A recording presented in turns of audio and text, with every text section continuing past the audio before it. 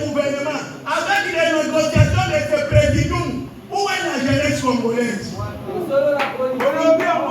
Et dans tout ça, je vais vous dire que les gens utiles, capables de dire quelque chose pour le changement de la nation, ce sont ceux qui sont victimes aujourd'hui des chantages de ceux qui se disent décideurs. À vous qui se disent décideurs, Mobutu, à qui on avait chanté plus que tout le monde aujourd'hui dans ce pays, on n'entend plus parler même de la famille Mobutu. À vous, Félix Tshisekedi, vous êtes les fils biologiques de Papa Etienne Tshisekedi Wamulumba. Moi qui vous parle, je suis ton petit frère propre parce que je suis le fils idéologique d'Etienne Tshisekedi Wamulumba. Vous devez vous demander à vos entourages et à tout ce qu'on vous dit. Nous avons prôné 6 ans, 5 ans au pouvoir. Qu'est-ce que le peuple chante sur notre leader maximum qui est Dr. Etienne Tshisekedi Wamulumba? Mais si vous êtes en train d'emporter les pas de papa, c'est-à-dire dans moins de 2 mois, tous les Congos vont vous chanter. Excellence, vous devez comprendre. Et je vous félicite d'avoir honoré en nommant un digne fils de Songe au ministère de la Justice, qui est Constant Moutamba, un jeune courageux, capable de relever le défi. À toi, Moutamba, c'est toi qu'on a confié l'appareil judiciaire de la RD Congo. Tu dois commencer à revoir, commencer à la Cour constitutionnelle. Tous les juges hors mandat, ils doivent partir parce qu'il y a le bien châtie bien. On ne doit pas construire le pays avec les paroles ou bien avec la famille, non. Moi qui vous parle, la première personne qui avait été victime de ma prison quand je suis chef coutumier, c'est ma mère biologique. Particulièrement dans un pays sans beauté, na bakolo mabele oyo baye honorer situation oyo. Parce que présence ya bakolo mabele ezonoba ata soki mabeli ngaki ezala présence na bango emelaka yango. Société civile ezali musala munene makasi lelo na makambo nyonso oyo président société civile auti koloba. Je souhaiterais parler en français parce que je ne m'adresse pas seulement à ceux qui sont dans cette salle, je vais m'adresser au monde entier. Le plus victime aujourd'hui dans ce pays, c'est vous la jeunesse congolaise. C'est vous qui êtes sacrifiés. C'est vous qui abandonnez à votre propre triste sort. C'est vous à qui aujourd'hui tous les malfaiteurs confondus sont en train d'utiliser pour vous manipuler et sans conscience, vous ne pensez même pas quel jour on va vous acclamer. Vous êtes en train d'acclamer des enfants de telle ou de telle autre. Le jour que la première ministre Judith Toulouka m'avait invité dans sa consultation, je l'avais dit, je te félicite pour ta nomination. Tu es une femme. Quand la maman prépare, c'est toute la maison qui est servie. Quand la maman se prostitue, c'est pour aider toute la famille.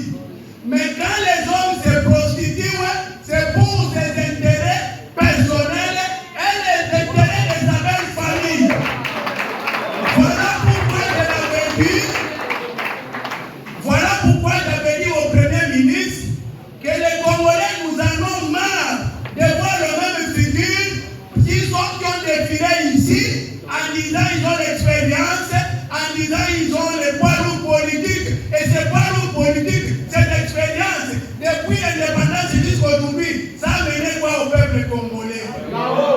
Et aujourd'hui, commençons par ce gouvernement qui dit du Toulouse qui vient de s'investir. S'il y a quelque chose que nous, comme les voyants, on peut dire, nous allons comprendre qu'à part les discours que nous avons reçus les mardis, il n'y a rien à attendre dans ça. Parce que si vous vous étonnez de ça, vous devez me poser des questions.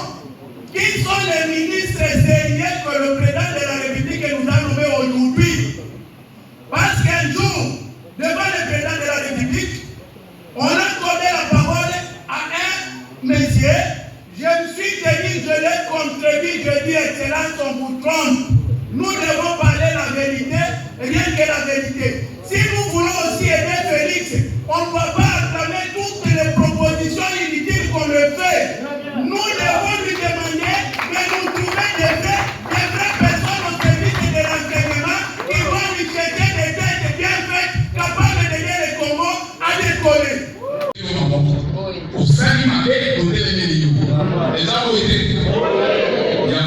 C'est ça la société civile révolutionnaire.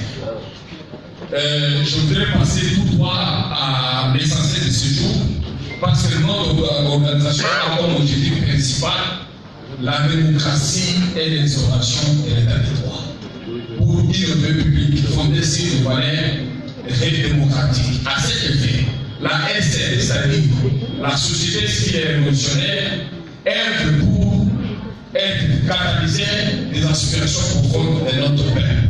Il s'agit de plusieurs missions, notamment d'éviter contre la corruption, la corruption, l'impunité, l'évasion fiscale et douanière, les détournements de deniers publics, les trafics de finances, l'alcoolisme, les tribalismes, les népotismes, et aussi beaucoup plus milite pour l'émergence de la bonne gouvernance et aussi pour la parité homme-femme, sans oublier sur l'élite préparée pour la bonne gouvernance et une élite de l'identité congolaise. Voilà au moins, c'est pourquoi elle forme aussi des observateurs électoraux. Vous avez vu dernièrement, on avait présenté dans ce sens, si je ne me trompe pas, notre rapport général sur la tenue des élections du 23 décembre 2023 passé. Du 20 décembre 2023 passé. Je crois que c'est par rapport à ces missions que vous avez vu que la société civile révolutionnaire est là à tout moment pour faire satisfaire les besoins du peuple congolais. Parce que si on compte sur les politiciens vous exploitent. Après cette exploitation, ils sont partis se venir. Ils trouvent le boulot, c'est pour leur famille, c'est pour leurs enfants, c'est pour leur lever et leur vie à ces jours. C'est pour faire une mise au point relative aux enjeux sociopolitiques, économiques, juridiques, sécuritaires et culturels. Vous savez, chers camarades, sur ce, avant que je passe, je voudrais au moins remercier nos journalistes, c'est-à-dire les professionnels qui sont ici présents, les chevaliers de la plume plutôt, qui nous accompagnent à chaque fois. Je sais, beaucoup d'entre eux, nous avons été demandés plusieurs fois que Kayassé, la gaz lacrymogène, on n'en parle pas. Et je crois bien sous le régime Kabila. Mais grâce à l'avènement du président Tshisekedi, beaucoup de ces choses-là ne se répètent pas. Est-ce qu'on peut les applaudir? Merci.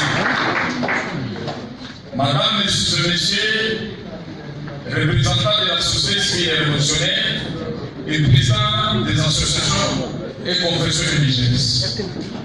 Distingués invités à poursuivre les qualités respectives, très chers compatriotes. Laissez-moi vous dire, nous sommes dans une journée très historique lorsqu'on élève le point énuméré là.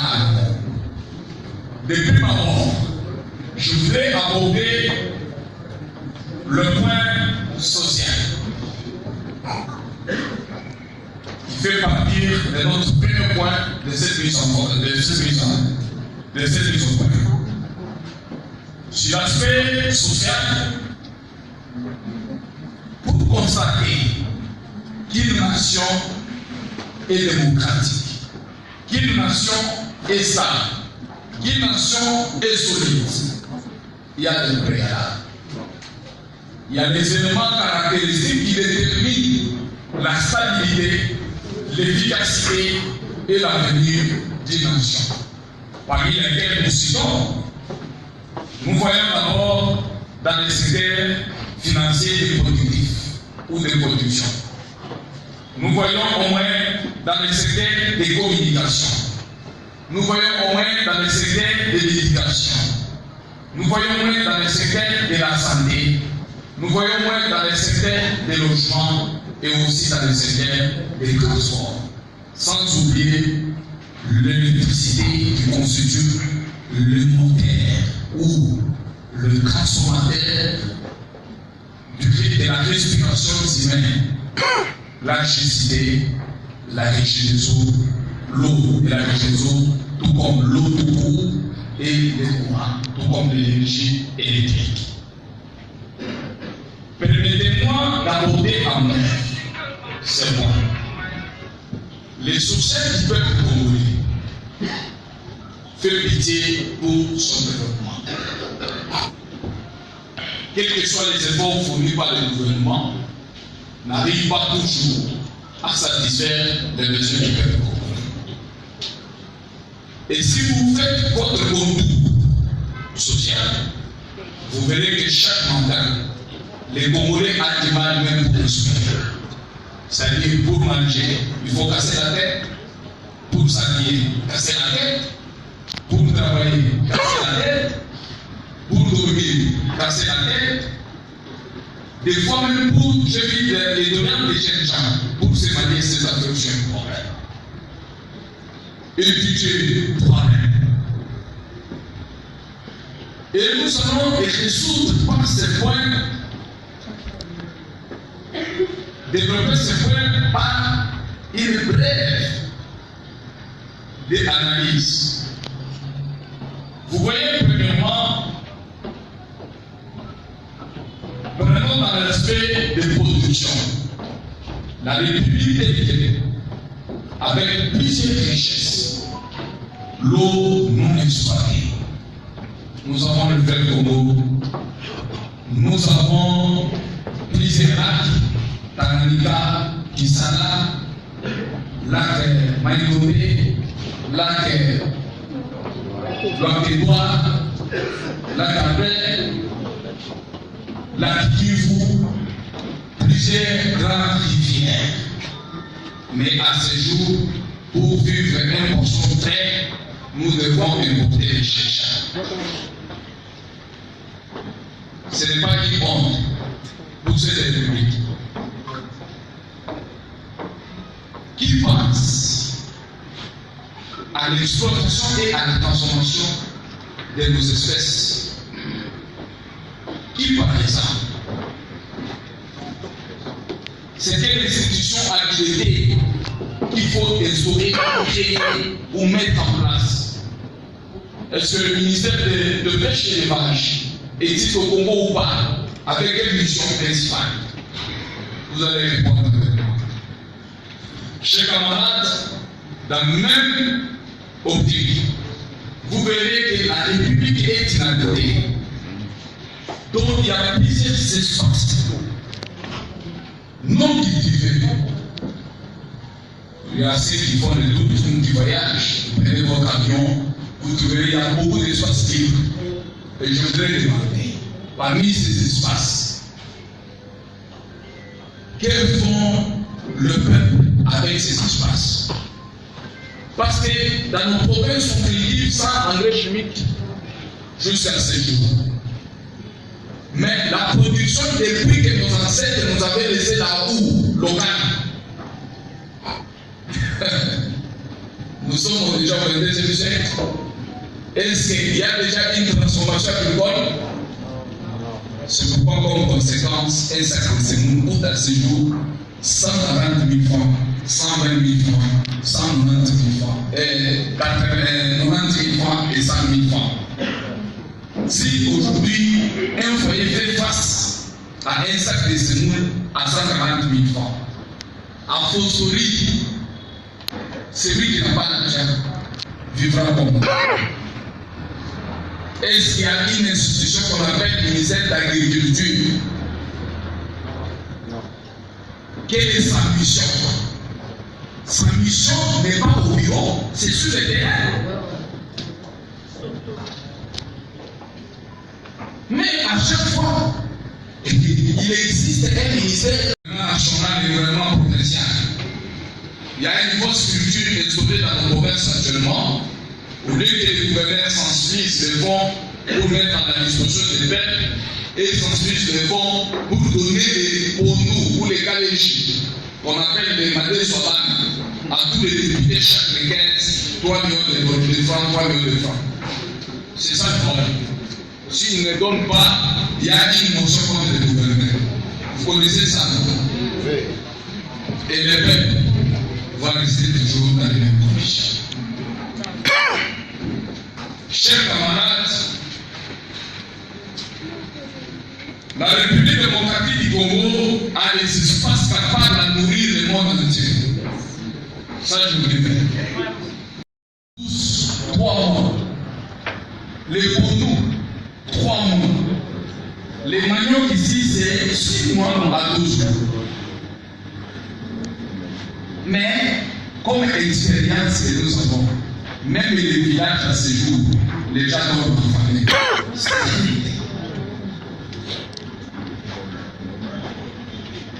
À Kinshasa, les gens vivent une misère ou une popularité exacerbée.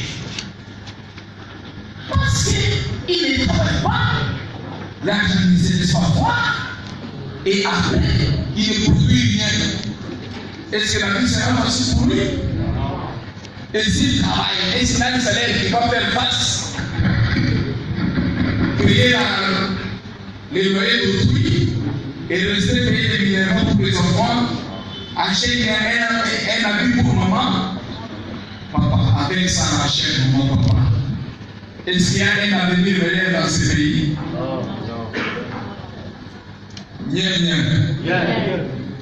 Est-ce qu'il y a un avenir réel? Non. C'est que nous pouvons voter, c'est quoi? En dehors de ça, ces articles, c'est ce que nous achetons ailleurs. On achète la semoule ailleurs. Vrai ou faux? Ce n'est même pas en Europe, ni aux États-Unis. La semoule est produite à la Zambie et en Angola. Merci beaucoup. Je disais, le but principal que nous avons, c'est le changement. Pour arriver à ce changement, nous devons réfléchir. Le changement, c'est un processus. Nous devons réfléchir, avoir une conscience exacte à nous-mêmes. Chers camarades, vous êtes témoins de l'événement. Et puis, vous trouverez que dans ce secteur, si on arrive correctement à produire seulement les produits de première nécessité qu'on a cessé dans 3 mois, est-ce que les agriculteurs dans la boca, nous allons manger notre faim? On n'aura pas besoin de suivre les politiciens. Les politiciens sont là pour nous tromper. C'est la vérité. Vrai ou faux? Il est bien, pendant les temps que nous sommes avec lui dans la souffrance, il faut qu'il montre la Bobenge à Koyamata. Je vous dis vrai. Et surtout au Congo, quelqu'un qui vient dans une souffrance, qui n'avait rien, il est nommé DG ministre parce que là-bas, on sait comment on les met. Ce sont au BTK, on met là, on te met là. Est-ce qu'une personne pareille, il commence à avoir des moyens, il va considérer les gens? Non. Parce qu'il n'y a pas une école de préparation de la bonne gouvernance pour accéder à la fonction publique. Il n'y en a pas. Et là, on voit que pratiquement, dès qu'on est envoyé-toi, il a pas de c'est ça. Est-ce qu'on peut recruter des hauts responsables pour diriger un pays comme ça? C'est notre constitution qui dit ça. C'est quoi qu'on a changé. D'ailleurs, cette histoire de la médecine. Les gens ici. Vrai ou faux? Oui. Bien. Toujours à ce point, on arrive à produire rien. Écoutez, les mondes entiers, il n'y a pas un État ou un sol qui récolte en son sein les richesses des sous-sols comme le minerai, comme la révolution. Nous avons les diamants, nous avons l'or, nous avons les cordes, nous avons les castrites, nous avons les manganèses, nous avons les cuivres, nous avons les terres, nous avons les ciments,